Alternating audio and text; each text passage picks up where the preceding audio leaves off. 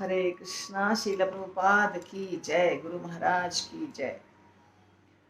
तो आज है मोहिनी एकादशी और वैसे तो 2400 एकादशी की अपनी अपनी महिमा है, परंतु कुल मिलाकर यही फायदा है हर एकादशी का कि कृष्ण प्रेम प्राप्त होता है, दुखों से छुटकारा मिलता है। पूर्व जन्म के जितने पाप कर्म थे हमारे, जिसके कारण हम आज मुसीबत या दुख झेल रहे हैं, वो सब बहुत कम हो जाएगा। मुसीबतें कम हो जाएंगी, दुख कम हो जाएंगे, भविष्य उज्जवल होगा। ये सब फायदा है, हर एकादशी से ये फायदा है। परंतु छोटा छोटा अंतर है, थोड़ा थोड़ा, या तो फिर कथाएं हैं जो उनसे रिलेटेड। इसलिए आज हमने एकादशी, जो आज की एकादशी है, सिर्फ उसकी ही कथा ली है। तो भगवान कृष्ण से युधिष्ठिर महाराज ने पूछा कि ये जो वैशाख महीने में एकादशी आती है शुक्ल पक्ष की, उसका नाम क्या है और क्यों करें। तो भगवान कृष्ण ने कहा कि ऐसा ही प्रश्न पूछा था, इससे मिलता जुलता, भगवान रामचंद्र जी ने वशिष्ठ मुनि से। तो उन्होंने एक घटना बताई थी, एक कथा बताई थी। उस कथा के माध्यम से आप जान जाएंगे कि क्या फायदा है एकादशी व्रत करने का। और भगवान कृष्ण ने कहा कि पापों से छुटकारा मिलता है, दुखों से छुटकारा मिलता है, ये तो है ही। तो भगवान रामचंद्र जी ने जब वशिष्ठ मुनि से पूछा कि सीता माता नहीं है, उनका विरह मुझे सता रहा है और मैं बहुत दुखी हूँ, मैं बहुत परेशान हूँ, तो कुछ बताइए, कुछ उपाय बताइए जिससे मेरे दुखों का नाश हो। वशिष्ठ मुनि तो जानते ही थे कि ये परम भगवान है, ये तो यहाँ नाटक कर रहे हैं, कोई सीता माता वगैरह अलग नहीं है इनसे। वशिष्ठ मुनि ने कहा कि आप तो परम भगवान हैं और आपका तो नाम लेने से दुख भाग जाते हैं। आपका नाम इतना शक्तिशाली है कि सारे पाप कट जाते हैं, तो और क्या करना है, और क्या करने की आवश्यकता है। लेकिन ठीक है, लोगों के कल्याण के लिए मैं बता देता हूँ, आपको तो कुछ करने की जरूरत नहीं है, पर साधारण जो जनता है, बद्ध जीव जो है, उसके लिए मैं आपको उपाय बताता हूँ। ऐसा कहकर वशिष्ठ मुनि ने एक कथा बतानी शुरू की। वो कथा ऐसे है कि एक, अब मैं पुस्तक लूंगी नहीं तो नाम वगैरह सब कुछ गलत हो जाएगा। तो एक राज्य था, ठीक है, जिसका नाम था सरस्वती नदी के किनारे, जिसका नाम था रम्य भद्रावती। और वहाँ एक राजा रहते थे, बहुत अच्छे थे, समूचा राज्य अच्छे से चलाते थे, सहनशील थे, सत्यवादी थे, सारे गुण थे राजा में। और उस राजा का नाम था धृतिमान। और उस राज्य में एक बहुत अच्छे व्यक्ति थे जो वैश्य थे, यानी कि बिजनेस क्लास वाले जो व्यक्ति होते हैं, उनका वो भी बहुत धनवान थे और उनका नाम था धनपाल। तो वो वैश्य थे। वैश्य का यानी वैश्य का मतलब होता है जो ब्राह्मण क्षत्रिय वैश्य, तीसरे नंबर जो व्यापार करते हैं। तो उनके पास बहुत धन था और उन्होंने धन का प्रयोग भगवान की सेवा के लिए किया था, भगवान समाज सबके लिए। तो उन्होंने सारे कार्य किए थे जो एक धनी व्यक्ति को करना चाहिए। मंदिर भी बनाया, हॉस्पिटल भी बनाया, और जगह जगह पानी की व्यवस्था की। उसके बाद सड़क बनवाए और पाठशाला बनवाया, बाजार बनवाया, मंदिर तो बताया ही मैंने आपको, शुद्ध जल का तालाब, कुआं खुदवाया, ये सब कुछ किया किया उस धनपाल नामक वैश्य ने, सब कुछ किया। और उसके 5 पुत्र थे, सबके नाम बताती हूँ। समन, द्युतिमन, मेधवी, सुकृति और धृष्ट बुद्धि। 5 में से जो लास्ट था ना, धृष्ट बुद्धि, ये बहुत बदमाश था, शैतान था। नाम ये इसका धृष्ट बुद्धि। देखिए, दुराचारी था, पापी था, मदिरा पान, मांस का भक्षण, गंदे गंदे दोस्त थे इसके, उनके साथ घूमता था।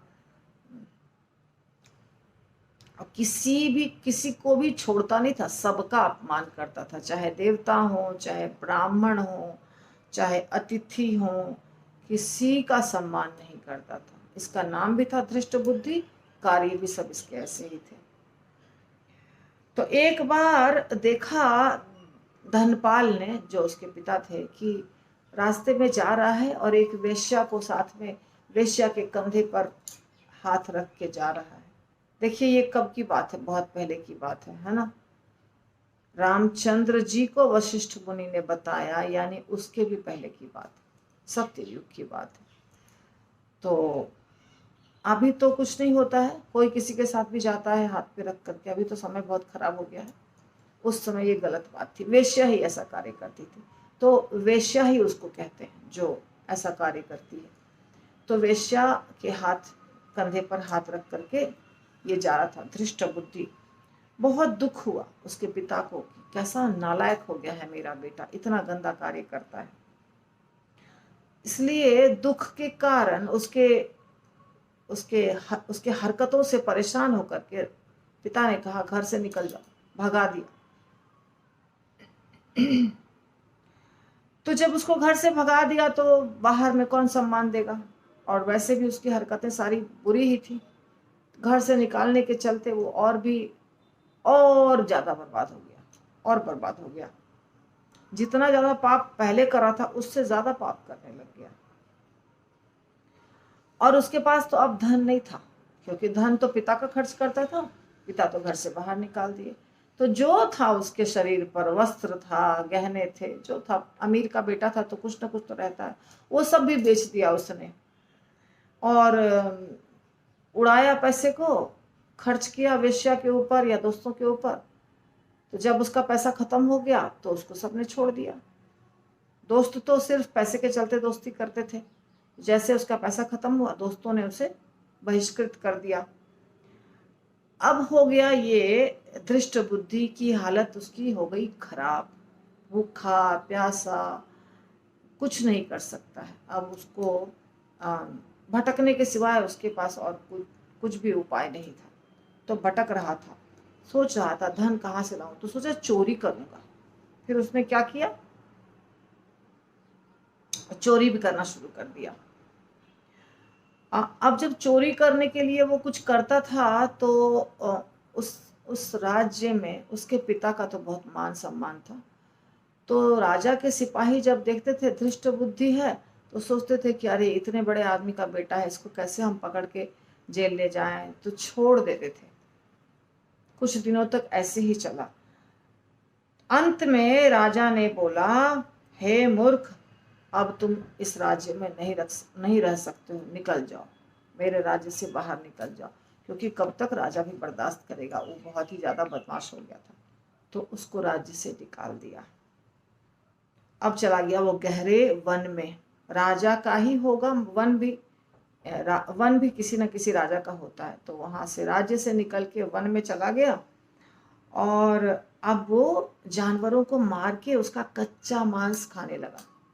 क्या करता, भूख तो लगेगी, भूख लगेगी, उपाय कुछ नहीं है। तो जानवरों का कच्चा मांस खाने लग गया, और शिकारी के तरह घूमने लगा, जानवरों को मारने लगा, ये सब कार्य करने लगा।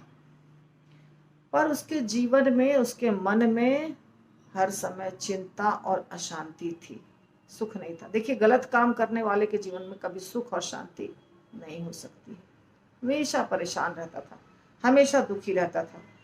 ऐसे करते करते करते करते एक ऋषि के आश्रम में पहुंच गया वो धृष्ट बुद्धि। और वो ऋषि कौन थे, उनका नाम था कौंडिन्य ऋषि। तो कौंडिन्य ऋषि के आश्रम में पहुंच गए। बहुत अच्छे तपस्वी ऋषि थे। उस समय वैशाख का ही महीना था। ऋषि आराम से स्नान करके आ रहे थे, गीले वस्त्र के साथ नदी में गंगा गंगा स्नान करके आ रहे थे, और अभी दृष्ट बुद्धि जानता सब कुछ था क्योंकि इतना बड़े आदमी का पुत्र था, लेकिन जब गलत कार्य करना शुरू किया तो धीरे धीरे धीरे धीरे उसकी बुद्धि भ्रष्ट होते होते होते होते इतनी बुरी हो गई थी। पर पहले की भी बात याद थी, तो उसको लगा कि अब तो मेरे पास कोई उपाय नहीं है। उसने दौड़ करके ऋषि के चरण पकड़ लिए, और ऋषि उस समय गीले वस्त्र में थे, गंगा जल वस्त्र से नीचे टपक रहा है, ऋषि पूरे चमकदार पवित्र अवस्था में है। अब ये तो पापी है बिल्कुल, मगर पापी व्यक्ति, आप जानते हैं ना वो गंगार परस हुइले पश्चाते पावन दर्शने पवित्र करो এই তোমার গুণ।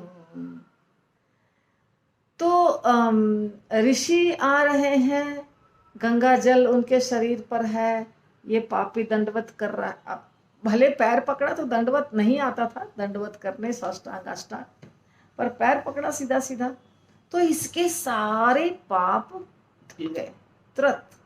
देखिए कितना फायदा है ऋषि मुनि के स्पर्श से, उनके पास बैठने से, उनका दर्शन करने से इतना ज्यादा फायदा होता है। तो उसी समय और विनम्रता भी इसके अंदर आ गई, क्योंकि अब भटकते भटकते मालूम पड़ गया मेरा अब कोई नहीं है। जितने पाप किए थे वो सारे पाप उसके दिमाग में घूम रहे थे कि मैंने इतना गलत काम किया है, और जिसके लिए किया वो सबने तो छोड़ दिया। जब तक पैसा था सब दोस्त थे, पैसा खत्म, चाहे वेश्या हो चाहे दोस्त हो, सब खत्म।